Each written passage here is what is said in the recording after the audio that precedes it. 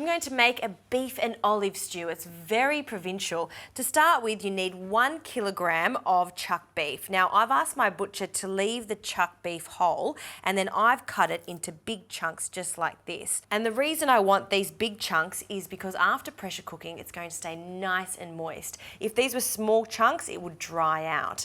Now we need to season this with a generous pinch of salt and some freshly cracked pepper. Lots of pepper for this. And now I'm going to add some extra virgin olive oil to my pressure cooker. Now I'm using the Calypso here, and this is a 9-litre one, so you can cook a large amount of this, particularly if you want to feed a lot of people. This is a fantastic size. Now once this is nice and hot, we can add the meat in batches. You don't want to overcrowd the pressure cooker because we want to get that nice caramelisation on the meat. So we'll add the first batch. And while that's cooking, we can get onto our onions. So I'm just going to chop the onions. This is just a Spanish onion. Now let's have a look at this meat. Looking good. We'll turn that over. And because the meat has shrunk slightly, I can now fit this last piece of meat in and seal that too.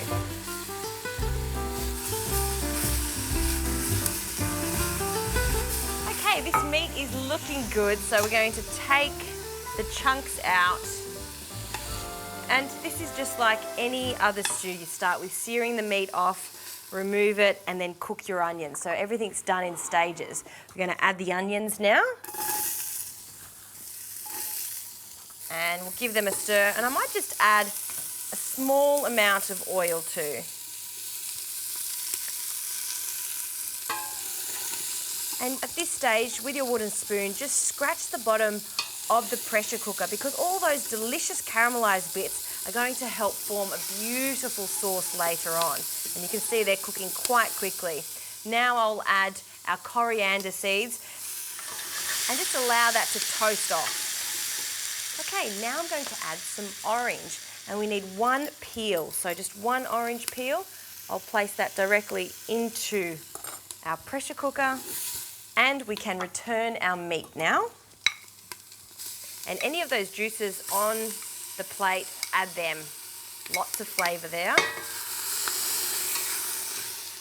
And I'm going to give that a bit of a shake, just to toss everything together. Now, I like my sauce to be slightly thick for this, so I'll add 1 spoonful of flour. And when you are using flour in stews like this, it's a good idea to just let it toast off slightly so we don't have a raw flour taste after it's cooked. So with your wooden spoon, give that a mix. Coat all the meat in the flour.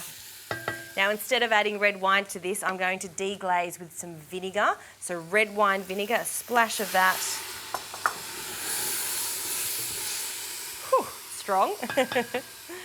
And now for the olives, a combination of black olives, some Kalamata olives, and I've pitted them, about 50 grams, along with 50 grams of green olives, pitted those also, but leaving them whole. And now some stock, 1 litre of beef stock. And we want enough stock to completely cover the meat. The last thing I'll add to this is some potatoes. So these are Kipfler potatoes. I've left the skin on and given them a good scrub, and we'll add them whole because they're going to cook in the same amount of time as the beef. It's time to pressure cook, so we're going to pop the lid on and seal it. And then the best thing about this particular pressure cooker is it comes with an automated sensor. So I've set it for 50 minutes and we'll pop it into place. It also senses when it comes up to pressure. So when the alarm goes off, we'll know to turn the heat down and continually cook until the next alarm goes off, which will tell us that it's ready.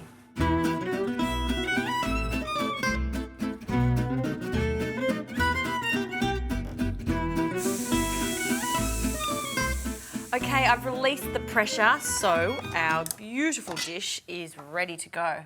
Oh, and that smells fantastic. Do you know what's quite prominent in there? The olives. I can smell the olives, but also the orange. It's a great touch to this.